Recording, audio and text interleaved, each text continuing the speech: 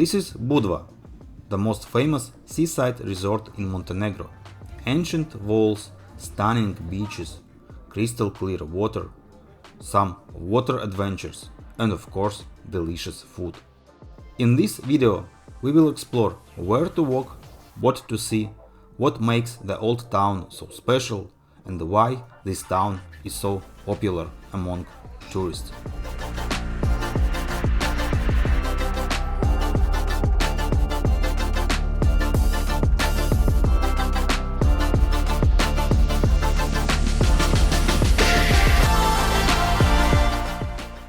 But before we start, let me share few facts you might need to know. First, it's one of the oldest cities on the Adriatic, with roots going back to ancient times. That's why the old town is probably its most iconic part. Second, Montenegro has no own currency.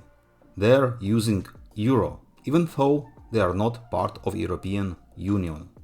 So, no need to exchange money for most European travelers.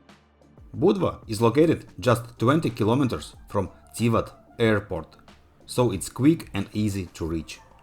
Its population is approximately 27,000 people. It's quite a small town, but with big tourist energy.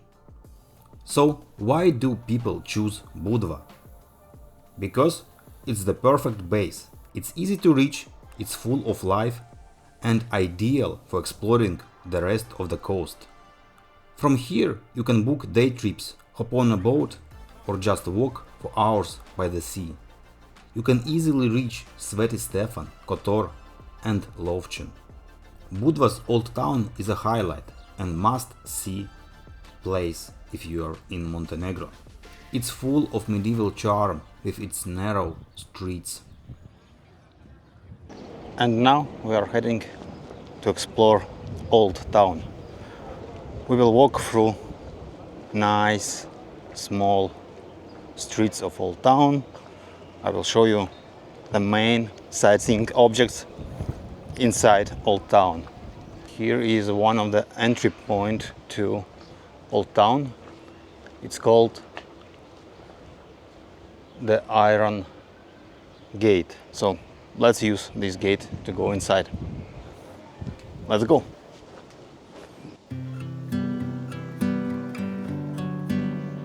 I like the atmosphere of these narrow, small streets. You can easily get lost in Old Town, narrow streets, but that's the magic of the Old Town.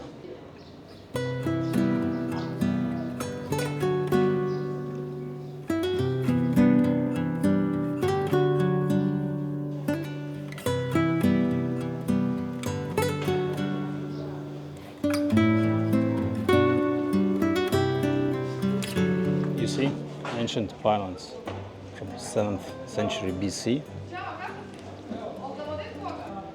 inside of the small shop. Let's go inside.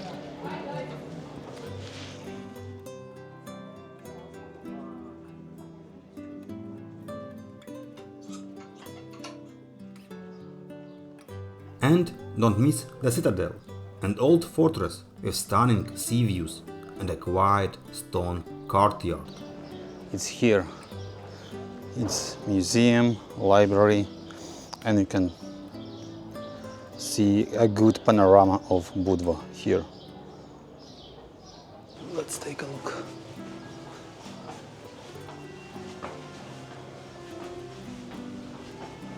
The Citadel has an entrance fee, but the view is absolutely worth it. It dates back to the 15th century and was rebuilt by the Austrians in the 19th century. During the 1979 earthquake, large parts of Budva were damaged, including the Citadel. But today, you'd never know. The view from the top is still the best in town.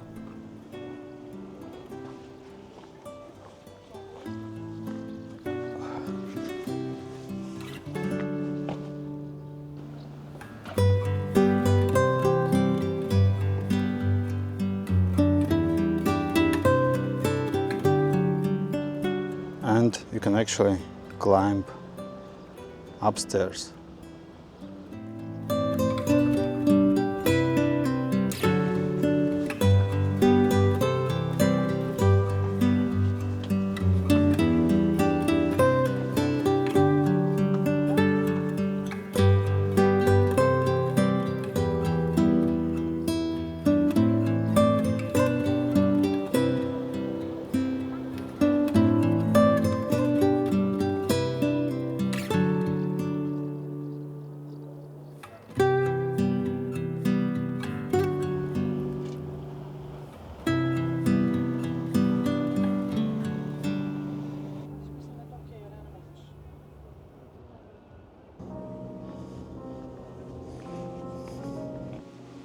Here is the library.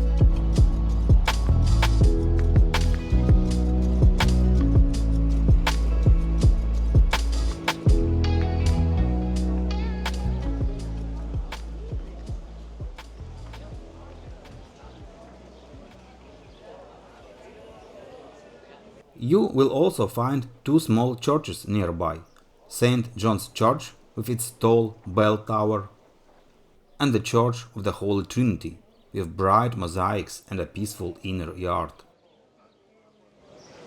This is the church of Saint John the Baptist. You can go inside, but unfortunately you cannot take photos or film inside.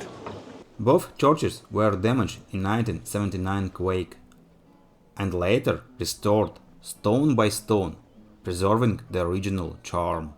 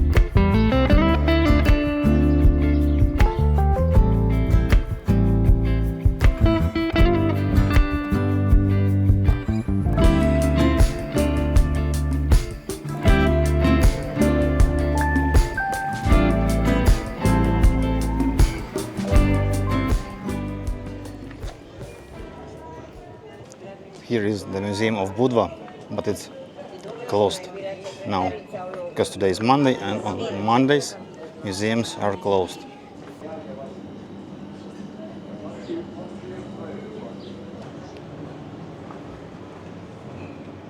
Another small, narrow street and no people, no tourists. So let's take a walk here.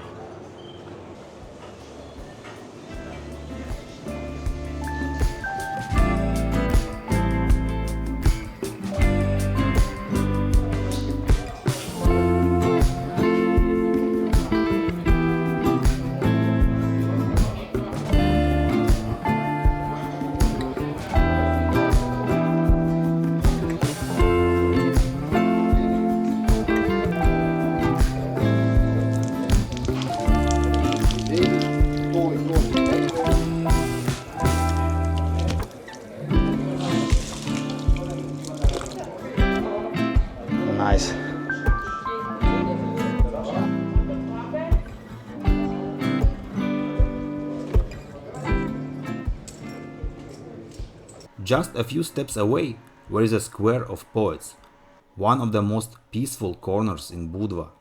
It may be small, but it holds cultural meaning.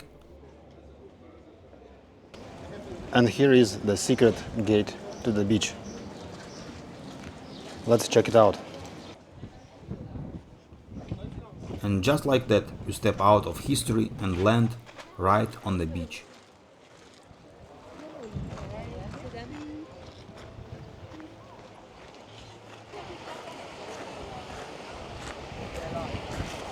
Nice spot to take some good photos or videos for you guys.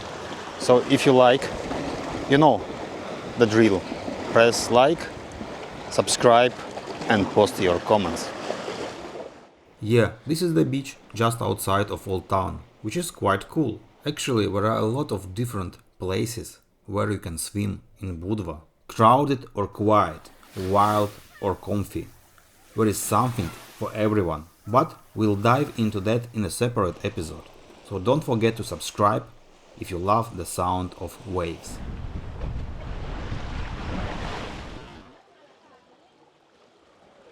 And then there is Budva's most photographed spot, the statue of a dancing girl. She's standing on a rock right by the sea. Some say she was a dancer waiting for her love. Others see her as a symbol of freedom. Some say that yes, she was a dancer and an inspiration for an artist who created this art. Either way, the view behind her is unforgettable.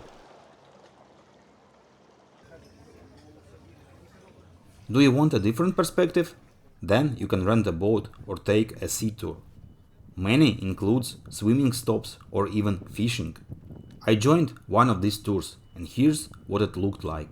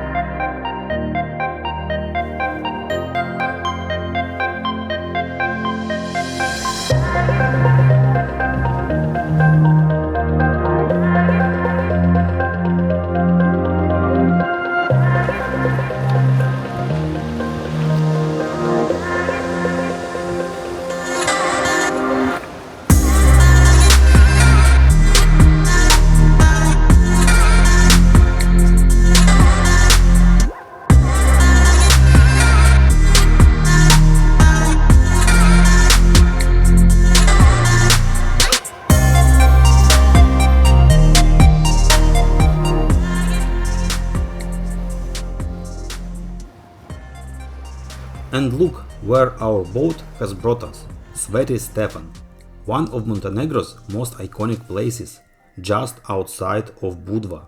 Town Sveti Stefan consists of a small island, now connected to the mainland by a narrow tombolo, and the mainland where most of the locals live. It was once a humble fishing village on the island, but over time it transformed into a luxurious resort known around the world. Today the island is closed to the public, and even before that it was only accessible to resort guests. Still, the nearby coastline offers some of the most beautiful sandy beaches in the area, and they're absolutely worth visiting. So how do you reach Sveti Stefan from Budva? That's easy. You can take a bus or even hike there, but that's a story for another video.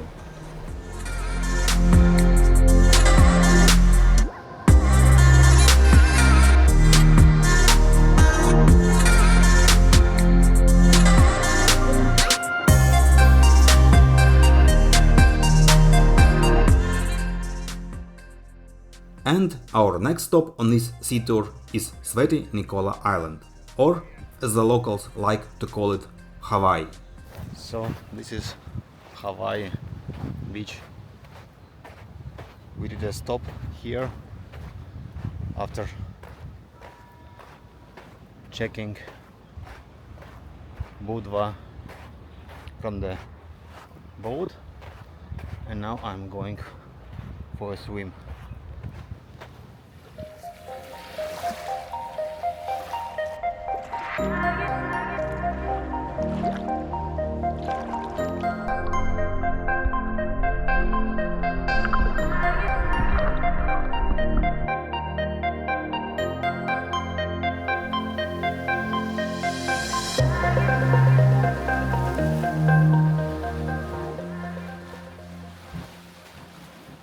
It's actually a pretty popular destination among tourists, especially in summer. I visited Montenegro in late May, just before the high season. So the island was almost empty, just a few people and lots of space. But in peak season, this place gets busy.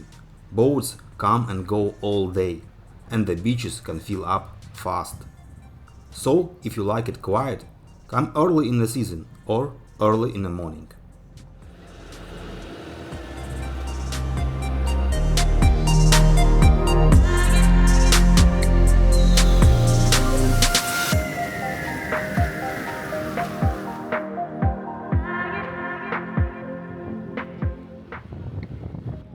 After the tour, you end up again at the marina. From there, follow the promenade along the marina. People walking, eating ice cream or sitting at the restaurants. Live music, really good vibes here. And the promenade is best in the evening, then the heat fades and the town takes on a different energy.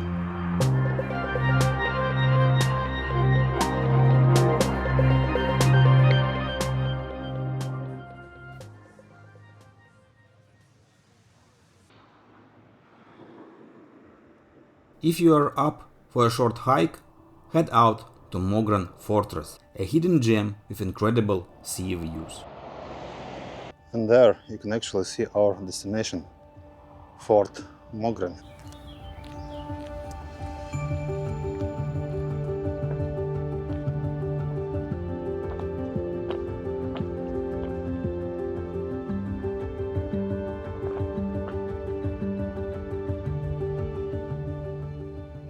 So, this is Mogren Fortress, or what's left of it.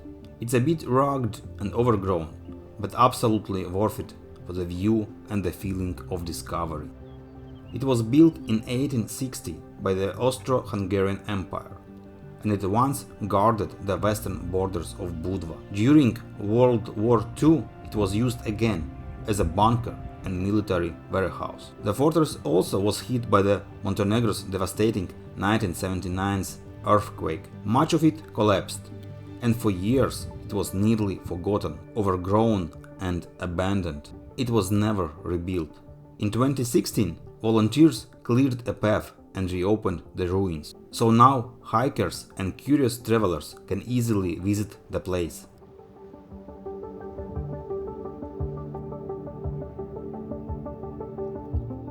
So that's it, the main sightseeing tour in Budva. Thank you for watching and see you in the next video.